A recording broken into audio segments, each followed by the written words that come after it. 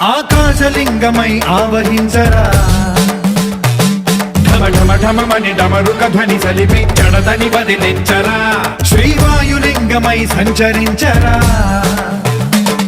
అడువడువడువున తన తనువున నిలిచి చలనమే కలిగించరా